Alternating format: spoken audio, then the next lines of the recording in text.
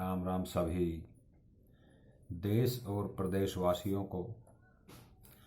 प्रिय साथियों, आज का जो विषय है, हमें अपने जीवन में सतर्क रहने के लिए एक दूसरे को हमें सचेत करने के लिए हमारे भारत देश के अंदर बीमारी बहुत बड़ी पनप रही है, जिसका नाम हम कोरोना नामक वायरस से ही जानते हैं। और शायद अभी तक इसका डॉक्टर या वैज्ञानिक के पास संक्रमण का तोड़ नहीं मिला है। इसलिए प्रिय साथियों, हम सब मिलकर इस कोरोना वायरस को जड़ से ख़त्म करने के लिए अगर हमेशा हम सरकार के जो कानून आदेश दिए हैं कानून सरकार के द्वारा, उन सब का हम अच्छी तरह पालन करेंगे तो कोरोना नामक बीमारी खत्म ही हो सकती है। क्योंकि जब हम अपने अपने घरों में रह कर के इस कानून का पालन करेंगे तो ये बीमारी हमसे दूर रहेगी और हमें अपने जीवन में आगे बढ़ने का मौका मिलेगा, जिससे हम अपने जीवन में अपनी पीढ़ी को एवं समाज को सुरक्षित रख सकेंगे। प्रिय साथियों, मानव की जीवन शैली बस यही है और हर चीज़ बाद की है। उसका जीवन बहुत महत्वपूर्ण है इंसान का। अगर इंसान का जीवन ही नहीं बचा तो उसके पास क्या है? कुछ नहीं है।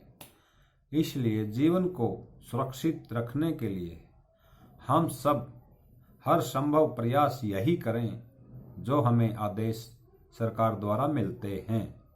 तो इसलिए प्रिय साथियों, हमारे माननीय प्रधानमंत्री श्री नरेंद्र मोदी जी द्वारा कई बातें बताई गई, उन सब को अगर हम ध्यान में रखेंगे तो हम बीमार नहीं रहेंगे, स्वस्थ ही रहेंगे। पहली बात, जितना भी हो सके हर समय गर्म पानी पीने का प्रयास करें, गुनगुना गर्म, और चाय काढ़ा जो भी मतलब गर्म चीज़ हैं, उन चीज़ों का अगर हम अपने जीवन में ये पालन करते रहे तो शायद अच्छे रहेंगे। तो हमारे जीवन के लिए हमें जो जीने के लिए, जैसे पिछली जीवन शैली कुछ और है, अब की जीवन शैली कुछ और है। आहो, तो इसलिए हम सब मिलकर ये प्रण लें कि हमें अच्छी तरह सुरक्षित जीना है, अपने समाज को जीने देना है। तो हम सब अपने मुंह पे, जैसे हमें आदेश मिलता है सरकार की और डॉक्टर्स की तरफ से, जैसे मुंह पे मास्क, कपड़ा ढक के रखना चाहिए, और जितनी सामाजिक दूरी बताई गई है हमें, एक दूसरे से दूर रहना, 6 फुट की दूरी, 6 फुट की दूरी हम रख सकते हैं, रखना चाहिए, जिससे हम स्वस्थ रहेंगे। नंबर 3, जैसे किसी व्यक्ति को छींक आती है, उससे दूर रहना। क्योंकि व्यक्ति से घृणा तो नहीं हमें, लगभग जो उससे बीमारियां पनपती हैं, हमें उनकी रोकथाम के लिए उससे दूर रहना एवं उसका उपचार कराना ही हमारा कर्तव्य है। अपने जीवन में अगर हम कुछ देखें तो बहुत कुछ है हमारे लिए। पहली बात तो ये है कि हम अपने जीवन में जैसे हमारे भारत देश के अंदर खेती की जाती है और इस खेती को करने के लिए हमारे किसान साथी दिन रात एक करके अपने खेतों में काम करते हैं और उनकी सुरक्षा के लिए हमें कोई नियम नहीं बना रखे हैं। उनके नियम तो सिर्फ और सिर्फ भगवान के पास हैं। सिर्फ उनकी रक्षा तो मालिक करते हैं, क्योंकि हर समय किसान जो है मौत के मुंह में रहता है। तो इसलिए प्रिय बंधुओं, हम सब का यही फर्ज और कर्तव्य है कि जितना हो सके किसान के लिए हम एक से बढ़कर एक सुविधा देंगे तो किसान देश का रक्षक भी है और हमारे लिए अन्नदाता भी है। क्योंकि भारत देश के अंदर लगभग 80% भूमि पर खेती की जाती है और इसको हमारे जो अन्नदाता है वो दिन रात मेहनत करके अपने खेत से अन्न पैदा करता है, जिससे हमारे देश की जनता का एवं कहीं भी बाहर की जनता का पेट भरता है अन्न से। क्योंकि ये हंसी और मजाक की बात नहीं है, आप सभी जानते हैं और देखते हैं। कई भाइयों ने, कई साथियों ने, खासकर शहर वालों ने, ये नहीं पता ये रोटी कब पेड़ होता है, ये रोटी कहाँ से बन के आती है। तो प्रिय साथियों, हम सब अगर एक पहचान बनाएंगे किसान के लिए तो किसान कभी निराश नहीं होगा। किसान के लिए एक से बढ़कर एक सुविधाएं उपलब्ध करवाई जाएं तो किसान भी एक ईमानदार व्यक्ति है जिसका जीवन सदियों से और आगे भी यूं ही गरीबी में और मेहनत के बल पर किसान है जो वो चलता है। उसको बेचारे को किसी तरह कोई बेईमानी करने का पता नहीं होता और बेईमानी कहाँ करे। उसका खेत, उसका कार्य एक नंबर का काम, जैसे अन्न बोता है अन्न ही उठाता है। इसमें 2 नंबर की बात नहीं साथियों, कोई बिजनेस नहीं है ये सिर्फ खेती है। इस खेती को करने के लिए अगर हम दिन रात मेहनत करेंगे तभी हमें कुछ प्राप्त होगा। तो प्रिय बंधुओं, आप सभी से यही अपील है, किसान के लिए भी कुछ ऐसी सुविधाएं उपलब्ध कराई जाएं जिससे किसान ऊपर उठ सके और अपने जीवन में लोगों के लिए अच्छी तरह से अनाज उत्पन्न कर सके और अपने जीवन को भी सुरक्षित रख सके। तो प्रिय साथियों, रही कोरोना की बात, आजकल कोरोना नामक बीमारी हमारे देश के अंदर बढ़ती जा रही है। आज लगभग भारत देश के अंदर 1008 व्यक्तियों की मौत हो चुकी है इस वायरस से। लेकिन ये जो कोरोना वायरस है इससे हमें बचना है, डरना नहीं। क्योंकि डरने की तो कोई ऐसी समस्या नहीं दिखाई देती। बचने की समस्या हमें करनी पड़ेगी, क्योंकि बचने के लिए तो जीवन बचाना है। तो इसलिए हमें अपने समाज में अपने बच्चों को, हमको, जनता को बचाने के लिए हर संभव, हर तरह के उपाय करने चाहिए, जिससे हमारे देश की जनता आगे जन्म जन्मांतरों तक यूं ही आगे से आगे वंश बढ़ता चले। लेकिन अगर ये ही कोरोना वायरस आदमी को यूं ही मौत के घाट उतारता रहा तो एक दिन वो दूर नहीं है जो इंसान की जो जाति है वो ख़त्म भी हो सकती है। मैं ये नहीं कहता कि ख़त्म हो सकती है, लेकिन इसके उपाय हैं हमारे पास उन उपायों को अगर हम करेंगे तो ये कोरोना वायरस कुछ भी नहीं है।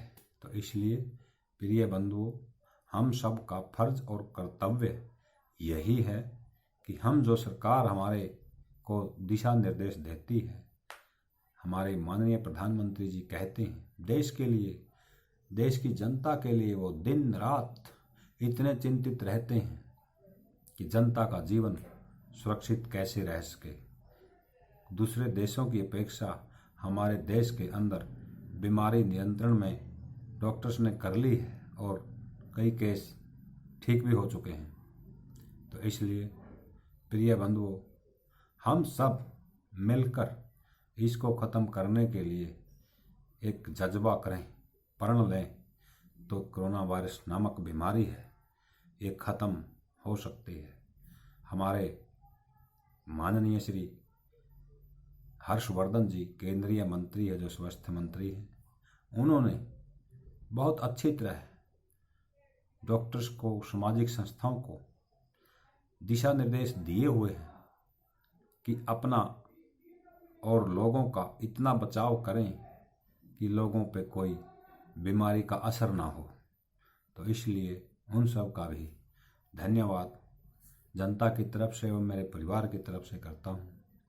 तो प्रिय साथियों, आज जो हमारे लिए एक ऐसी घटना घटती जा रही है जिसका हमें कोई अंदाज़ा या अनुमान नहीं था कि ये होगा हमारे जीवन में। कोई बात नहीं, आती रहती हैं बीमारियां, चली जाती हैं। डरने और घबराने की कोई ऐसी बात नहीं है। प्रिय साथियों, हम सब अगर मिलकर बिना घबराए आगे बढ़ते रहेंगे तो बीमारी हमारे पास नहीं आएगी। तो इसलिए प्रिय बंधुओं, हम सब अगर मिलकर आगे बढ़ें तो हमारे लिए ये एक मिसाल भी है आगे आने वाली पीढ़ी के लिए। ये राष्ट्रहित में हर चीज़ के लिए हम एक मिसाल बनेंगे। जो आज का युग गुजर रहा है, दौर गुजर रहा है, कि ये लगभग दिसंबर के लास्ट में 2019 में लगभग ये कोरोना नामक बीमारी चीन से उत्पन्न हुई थी। लेकिन हमारे यहाँ खासकर मार्च के फर्स्ट वीक में पता लगा था, जिसमें पहला लॉकडाउन 22 मार्च को और उसके एक दिन बाद 24 को हमारे देश के प्रधानमंत्री जी ने फिर लॉकडाउन किया। उसके बाद स्थिति थोड़ी काबू में नहीं आई, फिर लॉकडाउन किया।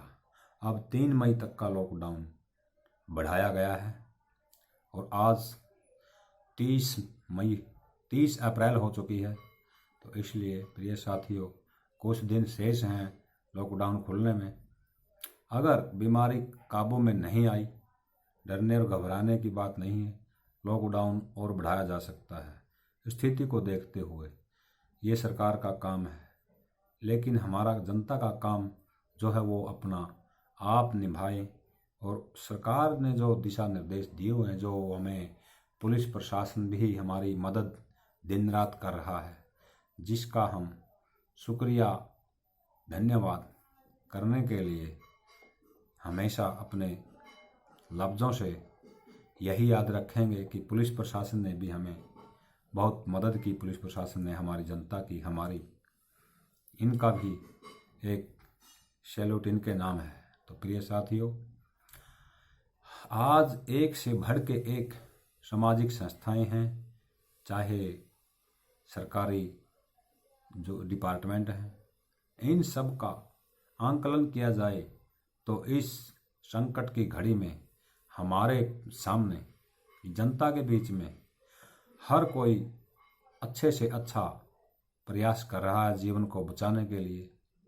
क्योंकि ये किसी को पता नहीं था कि ये बीमारी हमारे देश के अंदर भी आ सकती है, और ये बीमारी है क्या ये नहीं पता। ये एक परमाणु बम है जिसका अंदाज़ा नहीं लगा सकते हम, ये कितने लोगों की जान ले सकती है। फिर भी इसको नियंत्रण में हम खुद ही कर सकते हैं, सावधान रह के। क्योंकि सावधानी के लिए हमें एक से बढ़कर एक हमें कानून बताए गए हैं, भाई इसे कैसे बचा जा सकता है। जिससे सामाजिक दूरी बनाए रखना, एक दूसरे से दूर रहना, 5-6 फुट लगभग छींकें तो उससे दूर रहना, मुंह पे हमारे यहाँ मास्क लगाना, ये कई चीज़ें हैं जो हम अपने आप अपने जीवन का बचाव कर सकते हैं। तो इसलिए हमारा यही कर्तव्य और फर्ज है कि हम अपने जीवन में खुद बचें और औरों की जान बचाने का प्रयास करें। लेकिन भगवान तो नहीं है, फिर भी प्रयास कर सकते हैं जिससे हम सब की जान बच सकती है। ये हमारी सरकार, हमारे देश के लोग अच्छी तरह से इन नियमों का पालन कर रहे हैं। तो इसी के साथ आज हमारे देश के अंदर एक बुराई पनप रही है, जिसका मैं अनुरोध करता हूँ, हाथ जोड़ के अपील भी करता हूँ। तो प्रिय साथियों, अपील किसके लिए करता हूँ? हमारे जीवन के लिए। मैं सबसे पहले एक बात बताऊँ जिसका जिक्र अभी चलने वाला है। तो प्रिय साथियों, जिसके लिए अपील कर रहा हूँ ये है एक नशा। मैं चाहता हूँ कि हमारा देश नशा मुक्त हो जाए, और सबसे पहले आगे बात बढ़ने से सरकार से निवेदन करूँगा, व्यापारी साथियों से निवेदन करूँगा, कृपया जो मेरे से अच्छी माड़ी निकले उसे माफ़ कर देना। प्रिय साथियों, हमारी सरकार ने साथ में तो नशा के जो फैक्ट्री है, नशे के जो खाद्य सामग्री है, जैसे नशे के लिए पीने की है दारू, खाने की है भुक्की, फीम, जो इत्यादि कई नशे हैं, गांजा, ये मैं जानता नहीं इतने क्या होते हैं। तो प्रिय साथियों, हमारी सरकार ने इस नशा बनाने की फैक्ट्रियों के लाइसेंस प्रदान किए हुए हैं। तो मैं सरकार से निवेदन करूंगा ये लाइसेंस रद्द करके इन फैक्ट्रियों को बंद कराए। उसके पहले तो जड़ खत्म करनी होगी किसी चीज़ की, तब ही नशा मुक्त होंगे हम। तो प्रिय साथियों, बीड़ी है, सिगरेट है, तम्बाकू है, दारू है, अफीम है, गांजा, भांग, धतूरा, जो भी नशे के अंदर आती हैं, इन सब को बंद करने में सरकार का अहम रोल है। तो प्रिय साथियों, हमारे हाथ में भी है, क्योंकि नशा करना एक बुरी लत है। इसलिए इस सभी समाज से निवेदन है कि नशा ना करें।